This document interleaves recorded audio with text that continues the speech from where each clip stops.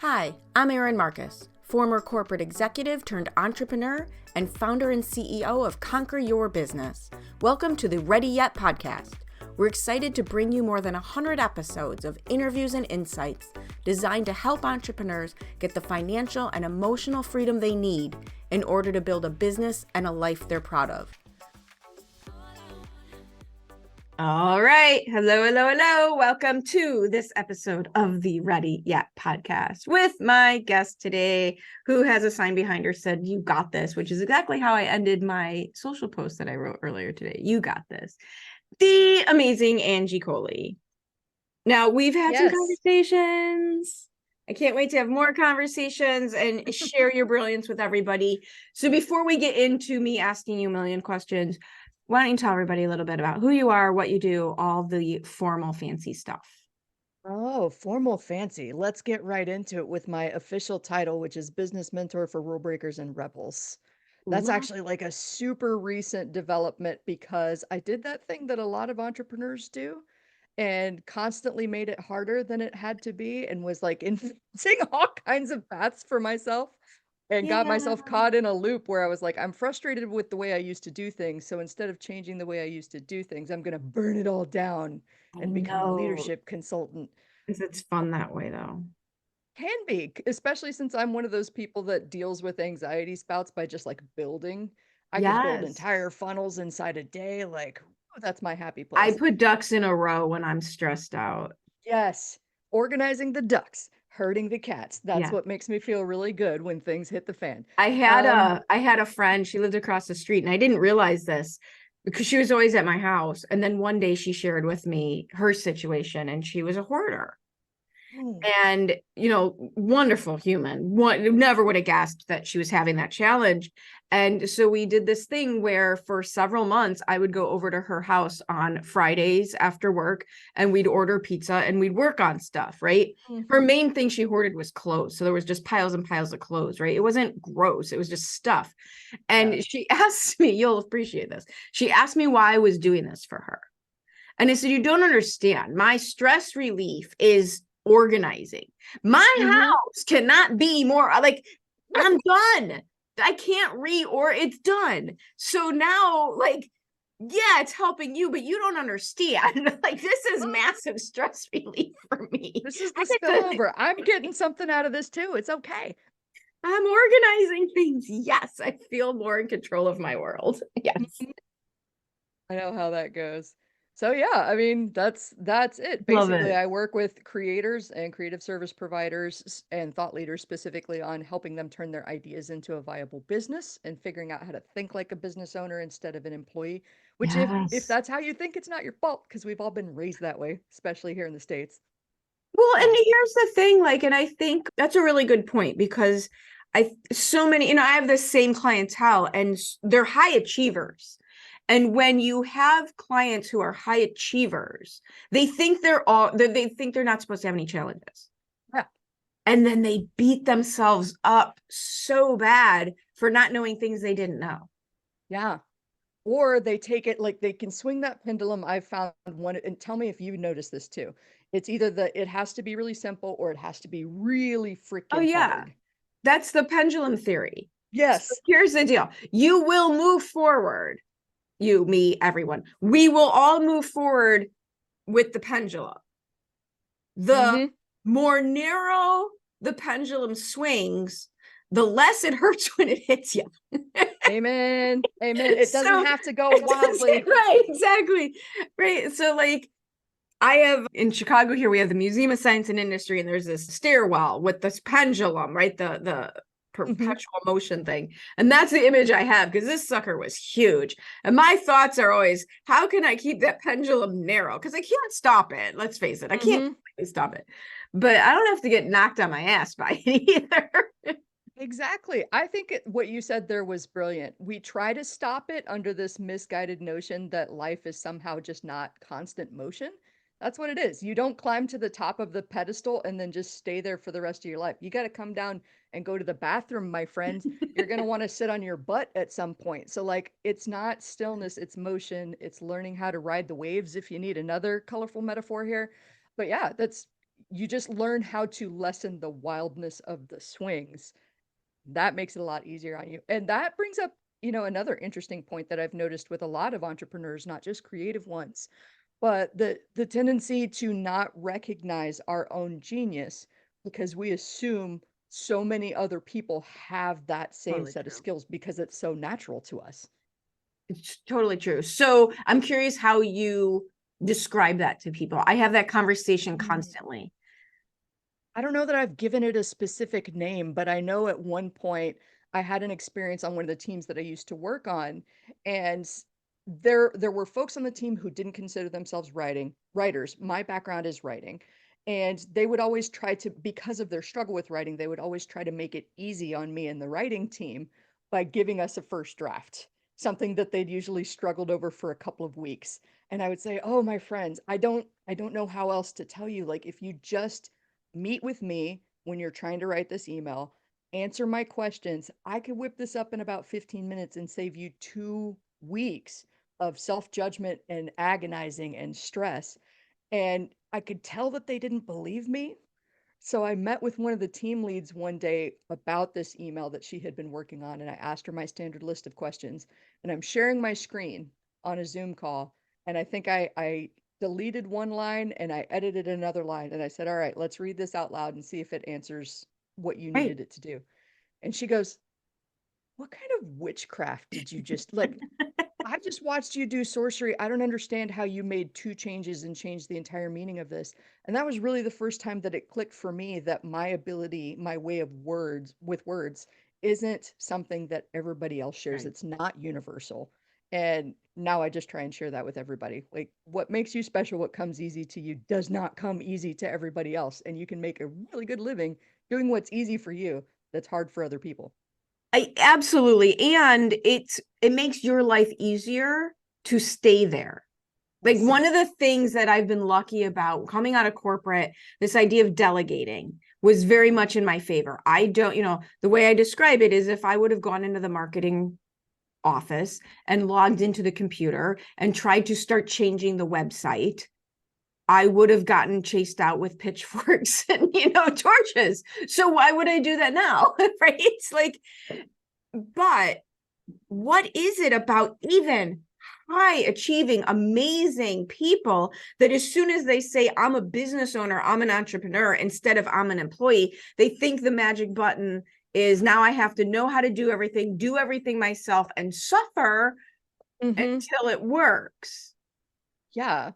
And I mean, I think there's two things at play here. One is delegation versus abdication, right? And I think you nailed it. We do want to know how these things work together because you don't want to just hand off a piece of your business to somebody who builds an entire system that you have no idea how to operate, right? Then you're being held hostage by somebody because you don't know what they built and you don't know how it works.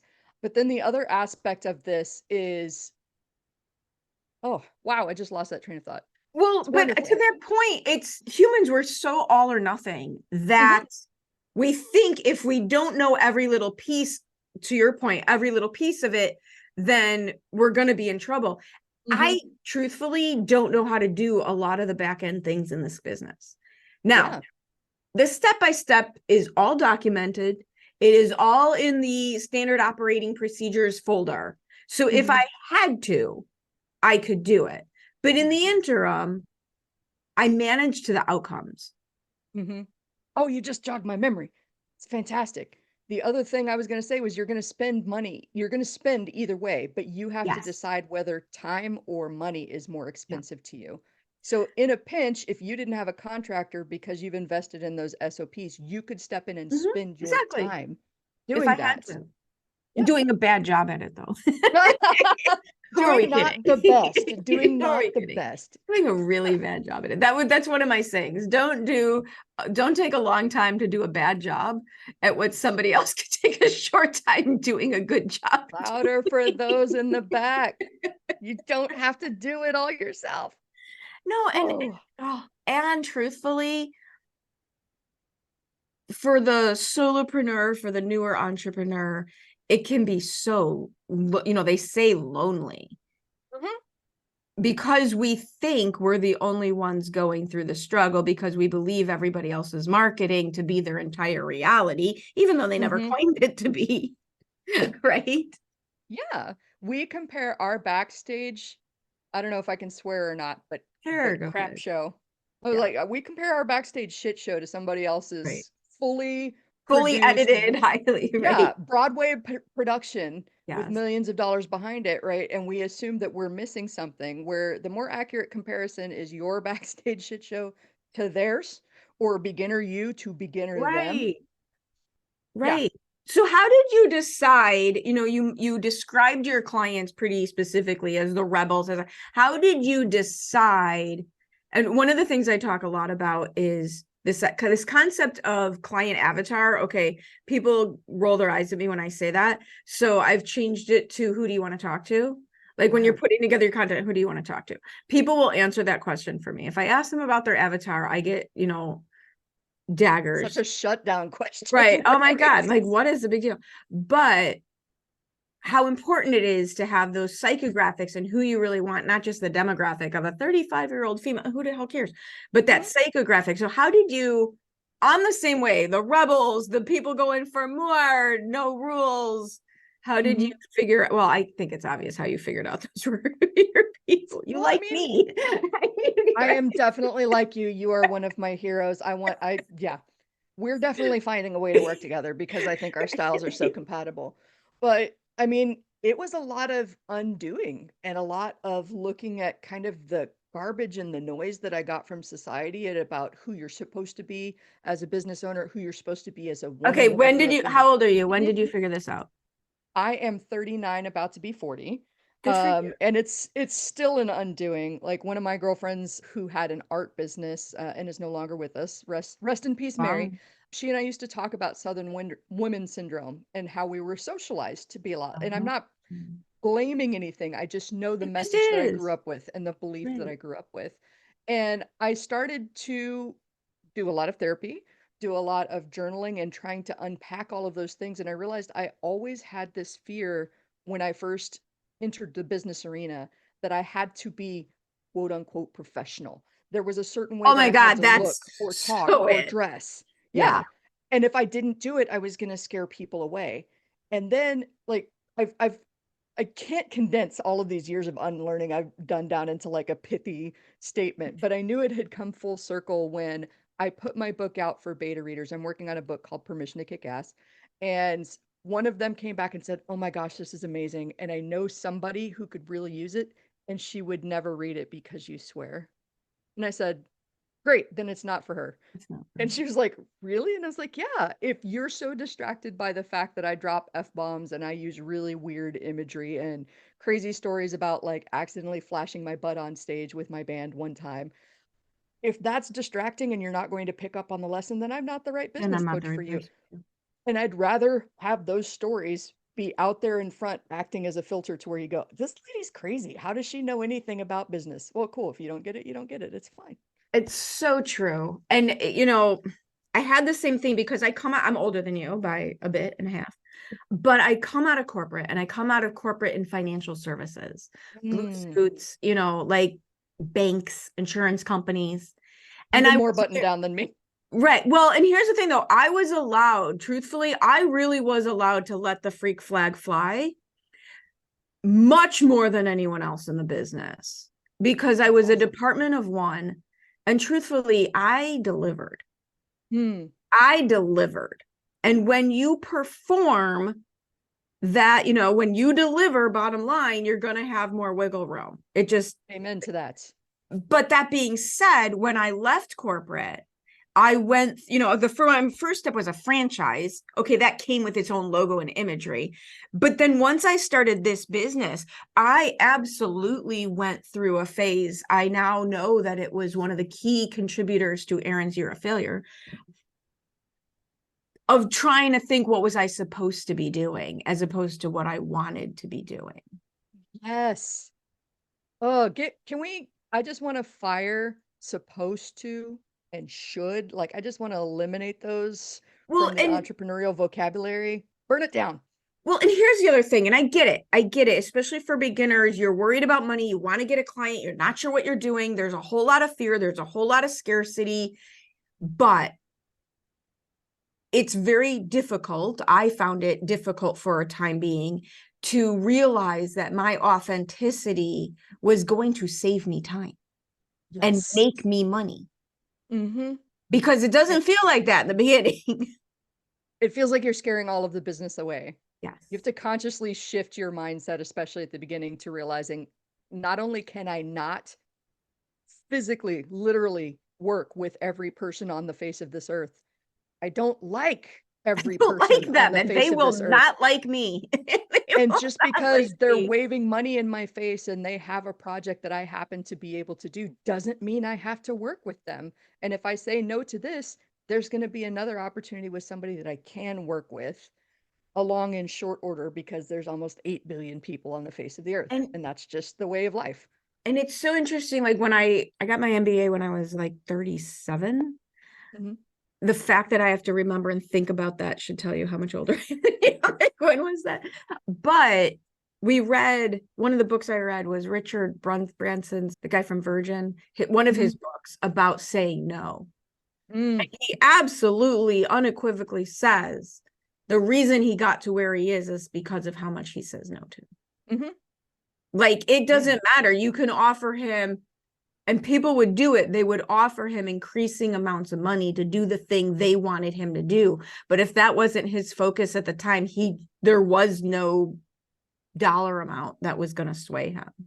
Yeah, you have to make space for what you want to come into your life. If you're busy and wrapped up in other things when that dream job, that dream client comes along, how are you going to say yes to that? You're probably not even going to see it because you're so busy.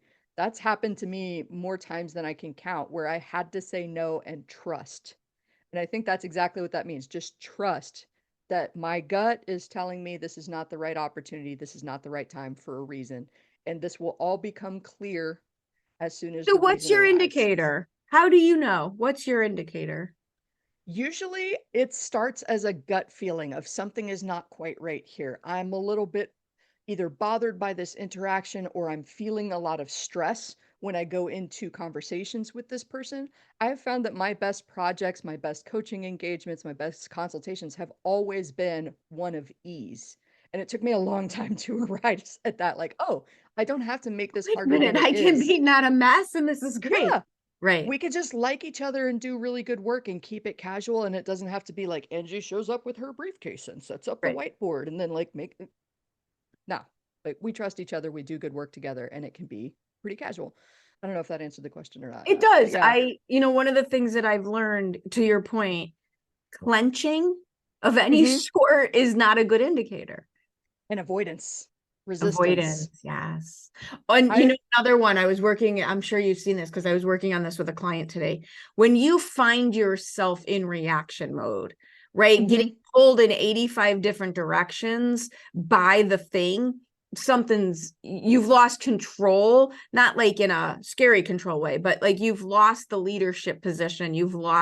And I had that in yes. my last business with clients because I worked with the elderly and they were Mm, in horrible traumatic situations and their families were involved. And so the overwhelming emotion of it.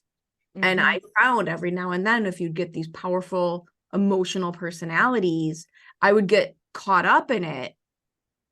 And all of a sudden you're like, wait a minute. I'm the expert here. I know how to do this. hmm But you can get swept away by other people's chaos very easily. Oh, absolutely. Super easily. And I think that you brought that up, like swept away the emotion of it. If you're feeling strong feelings, now is not the time to act. One of my mentors in business, a brilliant lady by the name of Marcella Allison, I was going through a very unexpected nasty breakup at one point and I was getting ready to do a presentation to one of her groups and she's like, we can take over, we can do this. And I said, no, I need something to keep me focused right now because otherwise I'm going to wallow. And she says, that's really good. Here's the gauge that I use to know when it's time to quit. Never make a big decision when you are hungry, angry, lonely, or tired. Halt. And I went, Mm. oh, that's brilliant.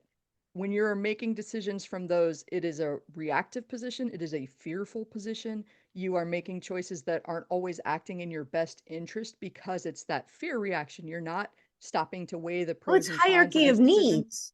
Yeah, It's base exactly. right? It's a hierarchy of needs. When you're scared, when you're hungry, when you're upset, you're really back at the bottom of the pyramid of safety. How are you supposed to make a decision from self-actualization Yes. when you're trying to just, the hungry thing is me? There's been Me too.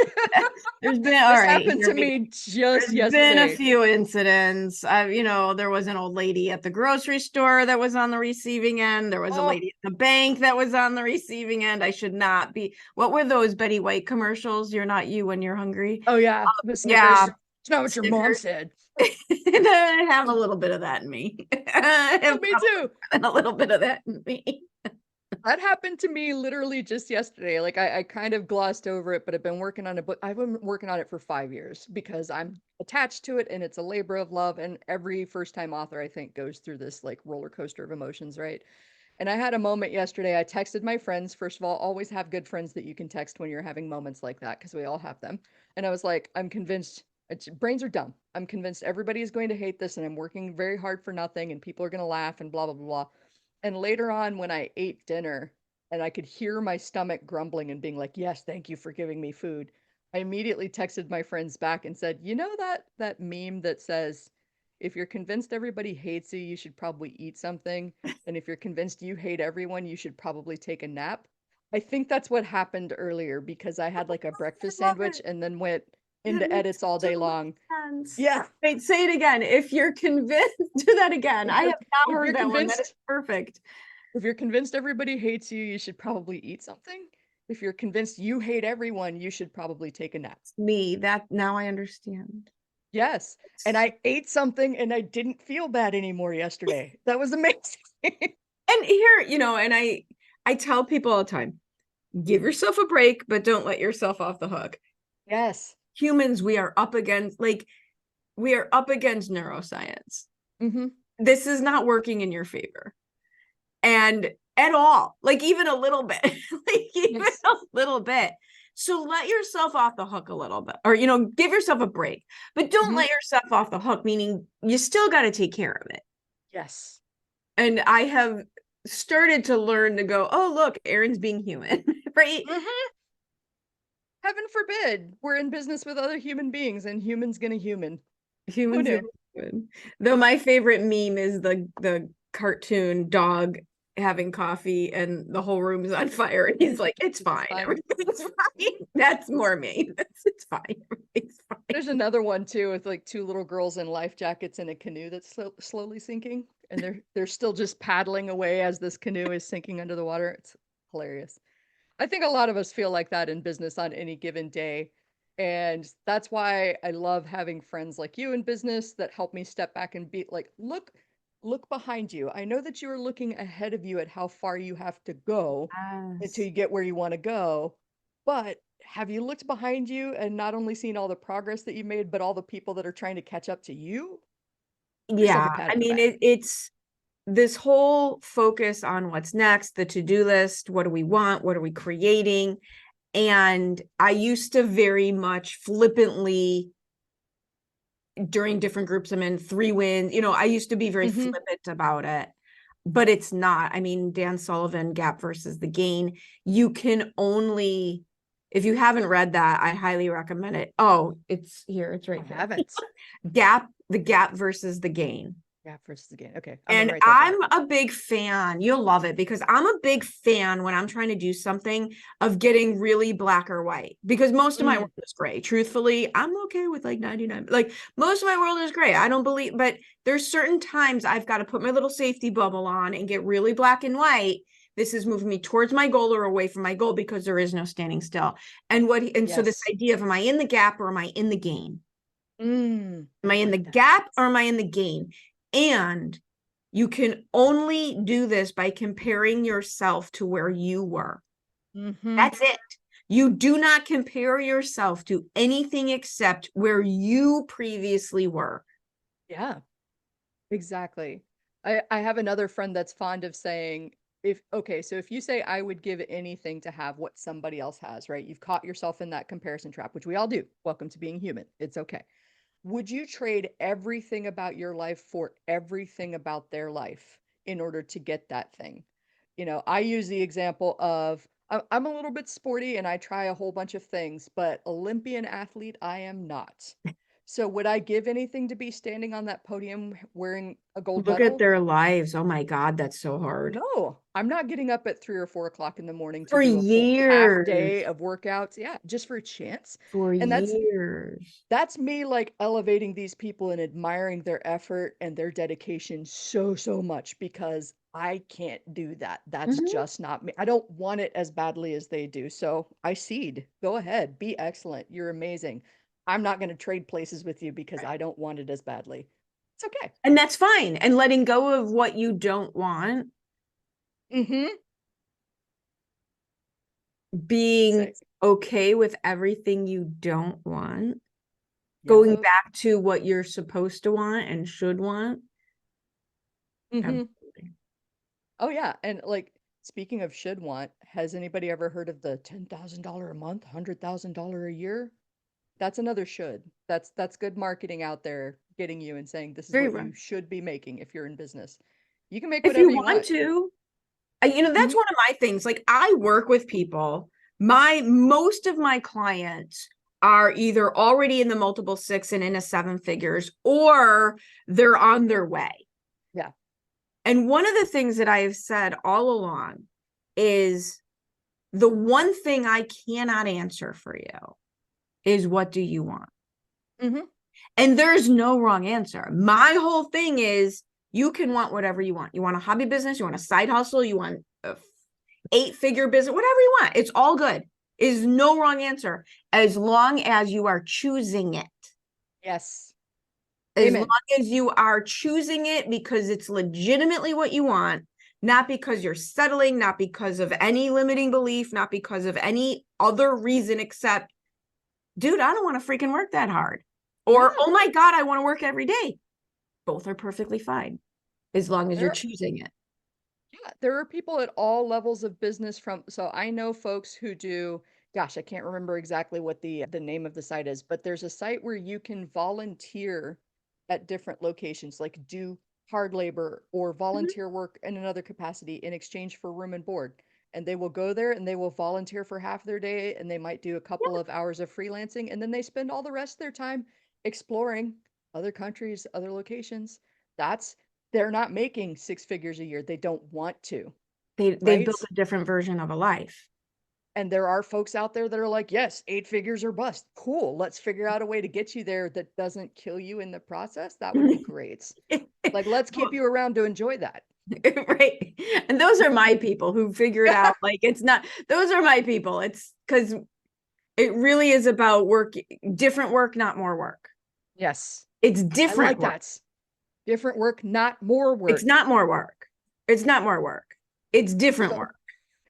we've all got the same 24 hours a day, right? And I love when people get all upset, but like Beyonce has 24 hours a day, but she also has millions and millions of dollars and a large staff.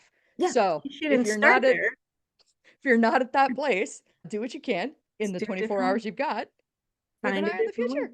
It's different work, not more work. All right, Hmm. awesome. You're amazing. We could keep going on. We'll do round two for both of us. If people want to Yes. continue this conversation with you, and I highly, highly, highly recommend they do, what is the easiest way for them to find you? You can find me on almost all forms of social media as either Angie Colee, AngieColee, deceptively simple name, or Permission to Kick Ass. You can visit my website, permissiontokickass.com. That's all one word. That's where you'll find out more about my podcast, which Erin has also been a guest on. And Fun. I try to keep it fun because that's one of my principles is that business should Oh, be fun. If I'm working totally. this hard to build something, I should This want to is have this is the fun with it. secret. Hmm. This is the secret that everyone that shocks everyone. Yeah, Most of what I do is to entertain myself. love it. Most I of what love I it. do is to entertain myself. Hmm. You can Yeah, and come with, but it's happening regardless. exactly. I mean, everybody that I do business with is somebody that I would be happy having a meal hanging out at a bar or Totally. going and doing some weird tourist trap thing with. Like those are the Totally. people that I like to work with, and that's fine. So that's where you can find me. I am in the process of publishing my book, also called Permission to Kick Ass. Woohoo! We'll have links. We'll have links. Yes, we will have links. I would love if you get that, if you tell me how and if it changes anything about how you're doing your business. And yeah, Awesome. that's it. Awesome. Well, thank you for spending time with me today. You are always so much fun. I love Thank it. you. Right back at you. Right back at you. I hope you enjoyed this episode of the Ready Yet podcast. I truly enjoy bringing these stories of success and inspiration to you.